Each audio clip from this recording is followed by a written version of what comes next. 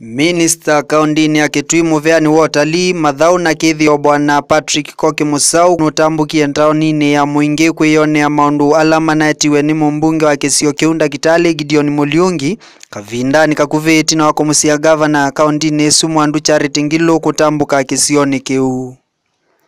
Kavindani kau na uombano ula unaendee Mwingi Pro Box Stage nuna valanilwe ni kundi ya muika kavindani kala bwana Musau na umasya uneeni wake kwa enenthi ala manombanite vau.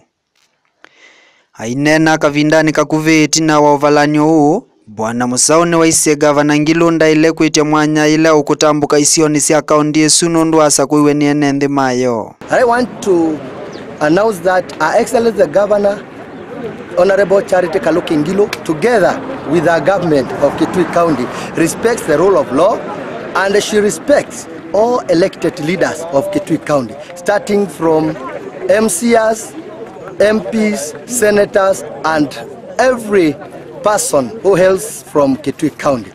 And I want to denounce with a lot of bitterness the loose utterances one Honorable Mulyungi meant yesterday.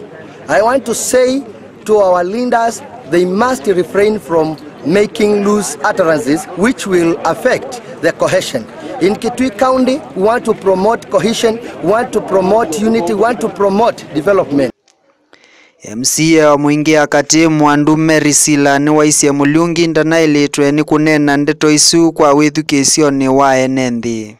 Kataa matendo ambayo ilitendwa mahali hapa siku ya Jumatano ambapo ngavana wetu alifungiwa mkutano wake na hakupata nafasi nzuri ya kuongea na wananchi wake. Nasema kama MCA wa Mwingi Central Ward, mimi nitamshika ngavana wangu mkono liwe nini ndio niweze kupata kitu ya kuletea watu wangu Mwingi Central Ward. Na ngavana, hakuna mtu anaweza kuomba nafasi ukinja Mwingi Central Ward. Manake Mwingi Central Ward wewe ndiye ngavana wetu, ndiye mama wa county. Hivyo kwa nafasi ukitaka kuja usiku, ukitaka kuja mchana, kuja fanyia watu wao kazi. Tangu tulipochanguliwa tuko na miezi 7 na tumeona maendeleo mingi katika Mwingi Central Ward. Kwa hivyo kama MCA nasema Mheshimiwa Mulyungi uheshimu ngavana wetu. Maana yake ukitusi mama mmoja umetusi wa mama wote. Tunahitaji heshima zetu kama wamama ambao tumechanguliwa na wale wengine. Wamama waheshimiwe. Ndilivoti ya cheni cha mauvoni nye James Mwendwa.